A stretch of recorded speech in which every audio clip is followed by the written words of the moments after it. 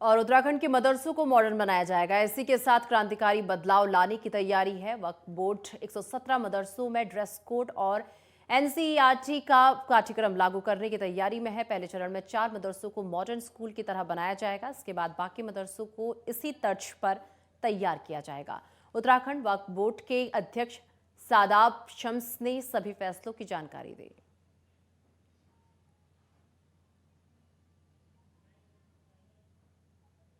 Modern मदरसा जो हम बनाने जा रहे हैं 117 मदरसों में से जो 4 मॉडल मदरसे हम दे रहे हैं उसको हम मार्च सेशन से स्टार्ट करने जा रहे हैं। तो उसका अब जो उत्तराखंड वेबसाइट है उसी के ऊपर बच्चों का रजिस्ट्रेशन जल्द प्रारंभ हो जाएगा। एक ऐप डिज़ाइन किया गया है जिसमें बच्चे अपना रजिस्ट्रेशन करा पाएंगे, उनके पेरेंट्स अपने बच्चों का रजिस्ट्रेशन करा पाएंगे और सब कुछ ऑनलाइन होगा क्योंकि इस मॉडर्न मदरसे हैं।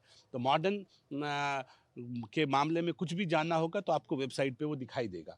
हमारा मानना है कि जो मदरसा होगा उसका स्ट्रक्चर भी मॉडर्न होगा, फर्नीचर भी मॉडर्न होगा, बच्चे भी मॉडर्न होंगे और बच्चों की एजुकेशन भी मॉडर्न होगी। अब एनसीईआरटी का सिलेबस वहाँ पढ़ाया जाएगा और मेरे बच्चे हाफिज कुरान के साथ साथ अब डॉक्टर, इंजीनियर, फिलोसोफर बनकर आगे बढ़ेंगे और डॉक्टर एपीजे अब्दुल कलाम साहब के रास्ते पे आगे बढ़ेंगे। इसलिए हमने माननीय मुख्यमंत्री जी से अनुरोध किया था कि इन मदरसों का नाम भी डॉक्टर एपीजे अब्दुल कलाम साहब के नाम पर रखा जाए, जिसे माननीय मुख्यमंत्री जी ने सहर्ष अपनी सहमति प्रदान कर दी है। और मुझे उम्मीद है कि डॉक्टर एपीजे अब्दुल कलाम के नाम आते ही राष्ट्रवादी विचारधारा से ओतप्रोत सोच खड़ी हो जाती है, वो विचार खड़ा हो जाता है। और हमारा मानना है कि हम अब विकसित देश की तरफ आगे बढ़ रहे हैं।